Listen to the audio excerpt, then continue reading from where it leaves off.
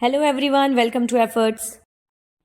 तो जैसा कि हम लोग बीएड फर्स्ट सेमेस्टर वालों का सेकंड पेपर पढ़ रहे थे, edu BEd 102 knowledge and curriculum का यूनिट 1 हम फिनिश कर चुके थे और यूनिट 2 के भी काफ़ी टॉपिक्स मैंने आपको पढ़ा दिए थे। तो यूनिट 2 का आज पार्ट 3 यानी लास्ट पार्ट हम पढ़ने जा रहे हैं।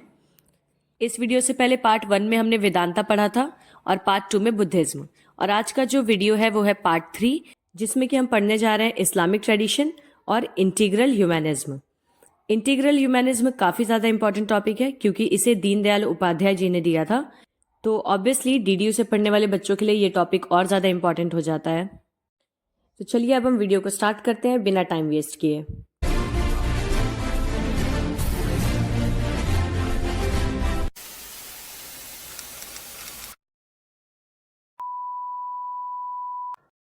सबसे पहले हम जानेंगे इस्लामिक ट्रेडिशन के बारे में।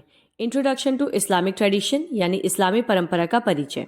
इन medieval period primary education was organised mainly in maktabs and higher education in madrasas. The word maktab is taken from the Arabic word kutub which means a place where reading and writing is taught. मध्यकाल में प्राथमिक शिक्षा मुख्यतः मकतबों में दी जाती थी और उच्च शिक्षा मदरसों में दी जाती थी। मकतब शब्द अरबी शब्द के कुतुब से लिया गया है, जिसका अर्थ होता है वह स्थान जहां पर पढ़ना और लिखना सिखाया जाता है। In medieval period these maktabs were generally located in mosque and were mostly single teacher institutions. Though purdah system was in vogue but the girls and boys studied together in maktabs. तो मध्यकाल में मकतब आमतौर पर मस्जिदों के अंदर स्थित होते थे, मतलब बच्चे हायर एजुकेशन के लिए मस्जिद में ही जाके पढ़ाई करते थे, और ज्यादातर एकल शिक्षण संस्थान होते थे, यानी केवल एक ही मौलवी या मुफ्ती जी होते थे और वही बच्चों को शिक्षा देते थे।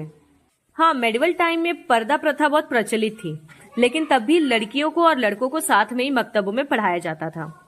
Students were admitted in maktabs at the age of 4 years, 4 months and 4 days.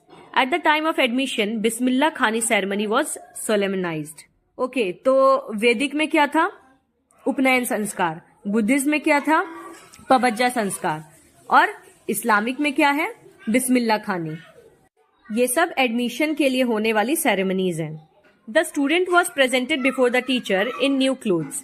The teacher made student to repeat some verses of Quran Sharif. तो विद्यार्थियों को 4 वर्ष 4 माह और 4 दिन की आयु में मकतबों में प्रवेश दिया जाता था।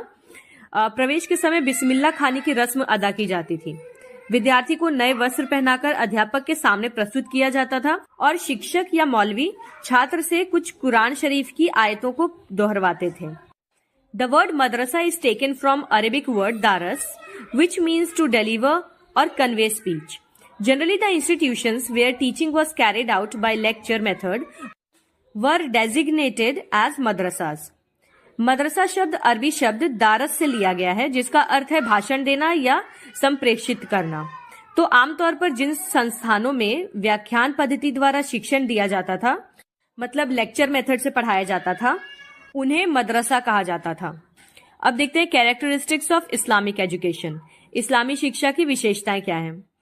इन medieval period the entire expenditure of madrasa was borne by the state, but they were completely managed by the teachers. Different committees consisting of teachers were found to look after the different activities of madrasas. मध्यकाल में मदरसों का पूरा खर्चा राज्य द्वारा ही वहन किया जाता था, लेकिन उनका प्रतिबंधन पूरी तरह से शिक्षकों द्वारा होता था। मतलब जो फाइनेंशियल सपोर्ट था वो उन्हें बादशाहों से मिलता था, और जो एडमिनिस्ट्रेशन का काम था उसे मौलवी जी या जो टीचर है वो देखा करते थे। मदरसों की विभिन्न गतिविधियों की देखभाल करने के लिए शिक्षकों की अलग अलग समितियां भी बनाई गई थी। मतलब मदरसों में शिक्षा किस तरह से दी जा रही है इसकी जांच पड़ताल भी की जाती थी, एक टीचर्स का ग्रुप था उसके द्वारा। No examination was conducted in the medieval period. On the completion of education students were declared passed only on the recommendations of the teachers. मध्यकाल में ना किसी तरह की परीक्षा आयोजित नहीं की जाती थी, तो शिक्षा पूरी होने पर शिक्षकों की ही अनुशंसा से छात्रों को उत्तीर्ण घोषित किया जाता था। मतलब कि अगर आप टीचर की आंख में खटक गए तो बेटा आप उसी क्लास में लटक गए, क्योंकि सिर्फ टीचर ही आपको पास कर सकता था। In maktab every student was made to learn verses of Quran Sharif, Islamic religion, Arabic, Persian and mathematics. मकतब में प्रत्येक छात्र को कुरान शरीफ की आयतें, इस्लामी धर्म, अरबी, फारसी और गणित की शिक्षा दी जाती थी। Those who specialized in Islamic religion were called Amil, in Arabic and Persian literature were called Qabil, whereas those who specialized in philosophy were called Fazil. However, only the Qabil were appointed at high posts in administration. जो लोग इस्लामी धर्म में विशेषज्ञता रखते थे उन्हें आमिल कहा जाता था, यानी जिनका स्ट्रॉन्ग सब्जेक्ट इस्लामी धर्म होता था उनको आमिल कहते थे। जो अरबी और फारसी साहित्य में अच्छे थे उनको काबिल कहा जाता था, जबकि जो दर्शन शास्त्र में विशेषज्ञ थे उनको फाजिल कहा जाता था। हालांकि प्रशासन में उच्च पदों पर केवल काबिल को ही नियुक्त किया जाता था, यानी जो अगला टीचर बनता था वो काबिल कैटेगरी वाले लोग होते थे। Now aims of Islamic education, हमारा लास्ट टॉपिक। इस्लामी शिक्षा के उद्देश्य। Build up solid foundation. The fundamental aim of Islamic education is to give Muslims guidance on the Islamic lifestyle. It teaches how to pray, fast, eat, sleep, every single thing that individuals do regularly in the Islamic way. पहला उद्देश्य था एक ठोस आधार तैयार करना, जिसमें कि इस्लामी शिक्षा का मूल उद्देश्य मुसलमानों को इस्लामी जीवन शैली पर मार्गदर्शन देना था। यह सिखाता है कि कैसे प्रार्थना करना है, उपवास करना है, यहाँ तक कि खाना, सोना, वह सब कुछ जो इस्लामी तरीके से नियमित रूप से किया जाता है वो उन्हें सिखाया जाता था। यानी कि उन्हें सिखाया जाता था कि मुस्लिम कैसे बनना है। Teaches how to balance. Islam doesn't want a person to give up life and just think about the after life और vice versa. So the education system is designed in a way that encourages you to balance both spiritual and social life. संतुलन बनाना सिखाता है। इस्लाम नहीं चाहता कि कोई भी व्यक्ति अपना जीवन त्याग दे और केवल उसके बाद के जीवन के बारे में सोचे, या इसके विपरीत कि सिर्फ अभी के जीवन के बारे में सोच रहा है और बाद के जीवन के बारे में नहीं। इसलिए शिक्षा प्रणाली इस तरह से डिजाइन की गई थी कि जो आपको आध्यात्मिक और सामाजिक जीवन दोनों में संतुलन बनाने के लिए प्रोत्साहित करती है। Inspire the Muslims brotherhood. When you learn your religion properly, you are bound to feel a special connection towards your community. There are some important facts regarding Islam those needs to nurture from childhood, such as creating inspiration and love for Islam. Muslim भाईचारे को प्रेरित करना। इस्लाम अपने धर्म को ठीक से सिखाने तथा अपने समुदाय के प्रति एक विशेष जुड़ाव महसूस कराने के लिए प्रेरित करता था। इस्लाम के संबंध में कुछ महत्वपूर्ण तथ्य हैं जिनका बचपन से ही पालन पोषण करना आवश्यक है, जैसे कि इस्लाम के लिए प्रेरणा और प्रेम पैदा करना। Create a knowledgeable people. Islam wants every individual to be informed about social, political, economic and every important thing in life. Hence they can play their role in society and be a good citizen. एक जानकार छात्र बनाना। इस्लाम चाहता है कि हर व्यक्ति को सामाजिक, राजनीतिक, आर्थिक और जीवन की हर महत्वपूर्ण चीज की जानकारी हो, ताकि वे समाज में अपनी भूमिका को अच्छी तरह से निभा सके और एक अच्छा नागरिक बन सके। Motivate to explore new world. The main aim of every education system is to motivate individuals to explore new things. Islamic education is also not any different. Islam encourages to know the materialistic world from the pre-Muslim era. It influences students to come up with new ideas and take their steps in the world of science. Last है कि नई दुनिया की खोज के लिए प्रेरित करना। प्रत्येक शिक्षा प्रणाली का मुख्य उद्देश्य व्यक्तियों को नई चीजों की खोज के लिए प्रेरित करना होता है। इस्लामी शिक्षा भी कुछ अलग नहीं है। इस्लाम पूर्व मुस्लिम युग से ही भौतिकवादी दुनिया को जानने के लिए प्रोत्साहित करता है। यह छात्रों को नए विचारों के साथ आने और विज्ञान की दुनिया में अपने कदम बढ़ाने के लिए प्रभावित करता है। नेक्स्ट टॉपिक है teacher student relationship in Islamic tradition, यानी इस्लामी परंपरा में शिक्षक छात्र संबंध। Respect and reverence. Students are expected to show utmost respect and reverence to their teachers, considering them akin to parents or even prophets. This includes addressing them with honorifics, seeking their blessings, and valuing their guidance. सम्मान और श्रद्धा। छात्रों से ये अपेक्षा की जाती है कि वे अपने शिक्षकों के प्रति अत्यंत सम्मान और श्रद्धा दिखाएं। छात्र अपने शिक्षकों को अपने माता पिता या प्रॉफिट मोहम्मद के समान समझें। अब वो उनके प्रति रिस्पेक्ट या श्रद्धा कैसे दिखा सकते हैं? उन्हें सम्मान के साथ संबोधित करके, उनका आशीर्वाद लेकर और उनसे मार्गदर्शन प्राप्त करके। नेक्स्ट है moral and spiritual guidance. Islamic teachers are not merely instructors but also moral and spiritual guides. They are expected to instill Islamic values, virtues, and ethical principles in their students, shaping their character and worldwide. नैतिक और आध्यात्मिक मार्गदर्शन। Islamic शिक्षक केवल प्रशिक्षक नहीं होते हैं, बल्कि ये नैतिक और आध्यात्मिक मार्गदर्शक भी होते हैं। इन शिक्षकों से ये अपेक्षा की जाती है कि ये अपने छात्रों में इस्लामी मूल्यों, गुणों और नैतिक सिद्धांतों की स्थापना करें और इसके साथ ही उनके चरित्र और विश्व दृष्टि को भी आकार दें। Personalised attention. Islamic education often involves small groups or individual instruction, allowing for personalized attention and a deeper connection between teacher and student. व्यक्तिगत ध्यान। इस्लामी शिक्षा में अक्सर क्या होता है कि छोटे समूह या फिर व्यक्तिगत निर्देश शामिल होते हैं, जो कि हर बच्चे पे अलग अलग तरह से ध्यान देते हैं और शिक्षक और छात्र के बीच भी गहरा संबंध विकसित हो पाता है। Life long relationship. The teacher student bond in Islam is often considered life long.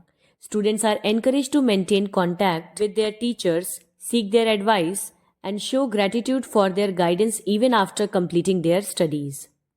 आजीवन संबंध। इस्लाम में शिक्षक और छात्र के बीच का जो संबंध है वो आजीवन माना जाता है। छात्रों को अपने शिक्षकों के साथ संपर्क बनाए रखने और उनकी सलाह लेने और उसके साथ साथ अपनी पढ़ाई पूरी करने के बाद भी उनके मार्गदर्शन के लिए आभार दिखाने के लिए प्रोत्साहित किया जाता है। नेक्स्ट टॉपिक है डिसिप्लिन इन इस्लामिक ट्रेडिशन। इस्लामी परंपरा में अनुशासन। Self discipline. This involves controlling one's desires, thoughts and actions in accordance with Islamic teachings. It is considered a fundamental aspect of spiritual growth and a prerequisite for achieving success in both worldly and spiritual matters. Discipline की अगर हम बात करें तो इसमें आत्म अनुशासन पर विश्वास रखा जाता है। इस्लामी शिक्षाओं के अनुसार किसी की इच्छाओं, विचारों या फिर कार्यों को नियंत्रण करना किसी भी इंसान का सबसे बड़ा उद्देश्य होता है। इसे आध्यात्मिक विकास का एक मौलिक पहलू माना जाता है और सांसारिक और आध्यात्मिक दोनों मामलों में सफलता प्राप्त करने के लिए ये ज़रूरी है। फिर है moral development. Islamic discipline is closely linked to the development of good character traits such as honesty, trustworthiness, compassion, and justice. It encourages individuals to cultivate these qualities through self-reflection, prayer, and engaging in acts of kindness and charity. अरे भैया moral तो कभी दिखे नहीं मुझे। Anyways, नैतिक विकास। इस्लामी अनुशासन ईमानदारी, भरोसेमंदता, करुणा, न्याय, इस तरह के अच्छे चारित्रिक गुणों का विकास करने से जुड़ा हुआ है। ये व्यक्तियों को आत्मचिंतन, प्रार्थना और दयालुता और दान के कार्यों में संलग्न होकर इन गुणों को विकसित करने के लिए भी प्रोत्साहित करता है। फिर है striving for excellence. Islam encourages students to strive for excellence in all their endeavours, whether in their personal lives, careers और community service. This pursuit of excellence is seen as a form of worship and a way of fulfilling one's potential as a human being. उत्कृष्टता के लिए प्रयास करना। इस्लाम व्यक्तियों को अपने सभी प्रयासों में उत्कृष्टता के लिए प्रयास करने के लिए प्रोत्साहित करता है, चाहे वो उनके व्यक्तिगत जीवन का हो, करियर का हो या फिर सामुदायिक सेवा में विकास करना हो। और इस उत्कृष्टता को पूजा के स्वरूप में पाया जा सकता है। उसके अलावा इंसान होने के नाते भी अपनी क्षमता को पूरा करने के तरीकों में देखा जा सकता है। Balance and moderation. While discipline is important, Islam also emphasizes the importance of balance and moderation in all things. It warns against extremism and encourages individuals to find a middle path that avoids both excessive indulgence and unnecessary restrictions. संतुलन और संयम। जहाँ अनुशासन महत्वपूर्ण है, वहीं इस्लाम सभी चीज़ों के लिए संतुलन और संयम के महत्व पर भी जोर देता है। ये पूरी तरह से अतिवाद के खिलाफ है और इसीलिए ये व्यक्तियों को एक मध्यम मार्ग चुनने के लिए प्रोत्साहित करता है, जो कि ना ही बहुत ज़्यादा लचीला और ना ही बहुत ज़्यादा अनावश्यक प्रतिबंधित हो। अब हमारा लास्ट टॉपिक है इस यूनिट का, इंटीग्रल ह्यूमनिज्म यानी अभिन्न मानवतावाद। पहले हम इसका कंसेप्ट समझेंगे। Integral humanism, a philosophy developed by Pandit Deendayal Upadhyaya, envisions a holistic approach to human development that integrates material and spiritual well-being. Integrate या अभिन्न का मतलब होता है एक जैसा या यूनाइटेड। अभिन्न मानवतावाद के जनक हैं पंडित दीनदयाल उपाध्याय। ये मानवतावाद मानव के विकास के लिए एक समग्र दृष्टिकोण को दर्शाता है, जो मनुष्य के भौतिक और उसके आध्यात्मिक कल्याण को एकीकृत करता है। आसान भाषा में समझाऊं तो दीनदयाल उपाध्याय का ये मानना था कि इंसानियत सबसे बड़ी होती है और इसीलिए सबसे ज़्यादा किसी भी कंट्री को फोकस अपने सिटीजन्स यानी इंसानों पर करना चाहिए। और ये यूनिवर्सल ब्रदरहुड यानी भाईचारे की बात करते हैं कि सभी मनुष्य एक समान है और सभी को मिलजुल कर इंटीग्रेट होना मतलब मिलजुल कर रहना चाहिए और मानवता को सबसे ऊपर रखना चाहिए। इसके अलावा ये धर्म, अर्थ, काम और मोक्ष की भी इम्पोर्टेंस को बताते हैं। इसका एम समझते हैं। Holistic development to nurture individuals who are not only intellectually sharp but also morally upright, emotionally balanced and spiritually awakened. ये दृष्टिकोण समग्र विकास पर जोर देता है। इसके अनुसार ऐसे व्यक्तियों का पोषण करना है जो न केवल बौद्धिक रूप से तेज हो बल्कि नैतिक रूप से भी ईमानदार, भावनात्मक रूप से संतुलित और आध्यात्मिक रूप से जागृत हो। Social harmony to foster a sense of unity and cooperation among individuals, communities and nations, transcending divisions based on caste, religion or region. सामाजिक सद्भाव व्यक्तियों, समुदायों और राष्ट्रों के बीच एकता और सहयोग की भावना को बढ़ावा देने के लिए और जाति, धर्म या क्षेत्र पर आधारित विभाजन को पार करने के लिए ही इस दृष्टिकोण को बनाया गया है। Sustainable development to promote economic growth that is equitable and environmentally conscious, ensuring the well-being of both present and future generations. सतत विकास इसका एक उद्देश्य ये भी है कि आर्थिक विकास को बढ़ावा देना जिससे न केवल वर्तमान की पीढ़ियां बल्कि भविष्य में आने वाली पीढ़ियों का भी लाभ हो सके। Self reliance to empower individuals and communities to be self-sufficient and contribute meaningfully to society. आत्मनिर्भरता यानी व्यक्तियों और समुदायों को आत्मनिर्भर बनने और समाज में सार्थक योगदान देने के लिए भी सशक्त बनाना। चलिए अब इसका करिकुलम समझते हैं यानी पाठ्यक्रम। Multidisciplinary approach to integrate various subjects like science, humanities, arts and vocational skills, emphasizing their interconnectedness. बहुविषयक दृष्टिकोण विज्ञान, मानविकी, कला और व्यावसायिक कौशल जैसे विभिन्न विषयों को एकीकृत करना यानी एक साथ मिलाकर उनकी परस्पर संबंधता पर जोर देना। कहने का मतलब यह है कि हर सब्जेक्ट एक दूसरे से जुड़ा हुआ है।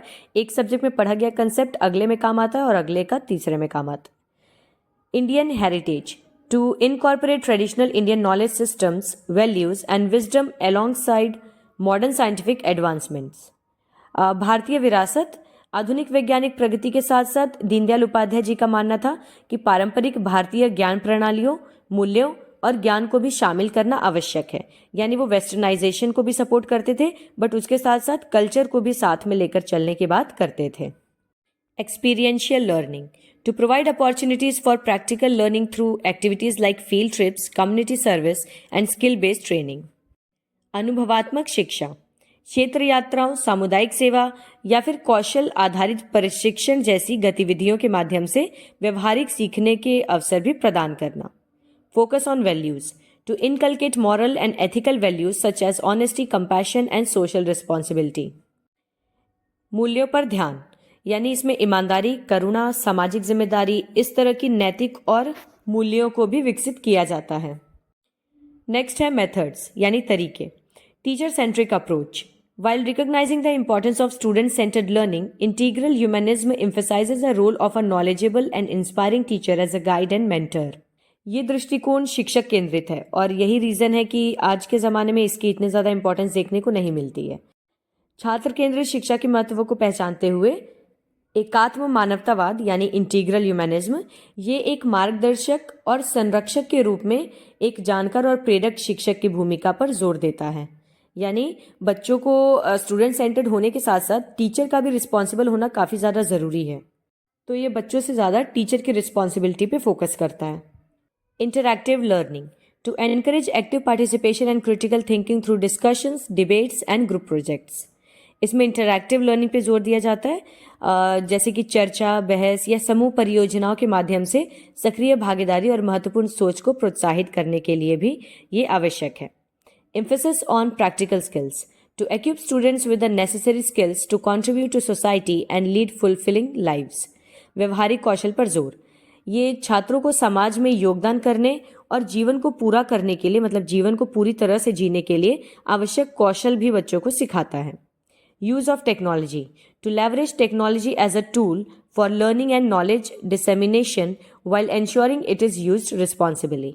इंटीग्रल ह्यूमनिज्म में जैसा कि मैंने बताया दीनदयाल उपाध्याय जी वेस्टर्नाइजेशन को भी सपोर्ट करते थे, तो उसी तरह से इसमें प्रौद्योगिकी का उपयोग भी शामिल है। सीखने और ज्ञान के प्रयास के लिए एक उपकरण के रूप में प्रौद्योगिकी का लाभ उठाना और ये सुनिश्चित करना कि इसका उपयोग जिम्मेदारी से हो रहा है, मतलब टेक्नोलॉजी का कुछ मिसयूज ना हो और सही तरीके से डेवलपमेंट के लिए उसको यूज किया जा सके। अब है टीचर टॉट रिलेशंस, यानी शिक्षक और शिक्षित संबंध। मैंने बताया था आपको टॉट का मतलब होता है स्टूडेंट, तो respectful and collaborative to foster a relationship of mutual respect and understanding between teachers and students. सम्मानजनक और सहयोगात्मक, यानी शिक्षकों और छात्रों के बीच में आपसी सम्मान और समझ के रिश्ते को बढ़ावा देना। Mentorship, teachers are seen as mentors who guide students not only academically but also in their personal and social development। हम सबको पता है मेंटर का क्या मतलब होता है, एक ऐसा इंसान जो ना कि सिर्फ पढ़ाई में बल्कि आपके लाइफ के पर्सनल सोशल हर एक फील्ड में आपकी हेल्प करता हो या आपको गाइड करता हो। तो इसमें टीचर के मेंटरशिप पे भी फोकस किया गया है। कहने का मतलब यह है कि शिक्षकों को ऐसे गुरुओं के रूप में देखा जाना चाहिए जो छात्रों को न केवल शैक्षिक रूप से बल्कि उनके व्यक्तिगत और सामाजिक विकास में भी उनका मार्गदर्शन करते रहें। Open communication, to encourage open and honest communication between teachers and students, creating a supportive and inclusive learning environment। खुला संचार, शिक्षकों और छात्रों के बीच में खुले और ईमानदार संचार को प्रोत्साहित करने के लिए एक सहायक और समावेशी सीखने का माहौल बनाना भी इसका उद्देश्य है। अब डिसिप्लिन की बात हम करते हैं। अनुशासन, यानी इंटीग्रल ह्यूमनिज्म में डिसिप्लिन को किस तरह से देखा जाता है। Self discipline, to emphasize the importance of self-discipline and personal responsibility in achieving one's goals। सबसे बड़ी बात यह है कि इसमें आत्म अनुशासन पर जोर दिया जाता है कि किसी भी लक्ष्य को प्राप्त करने के लिए आत्म अनुशासन और व्यक्तिगत जिम्मेदारी होना सबसे ज्यादा जरूरी है।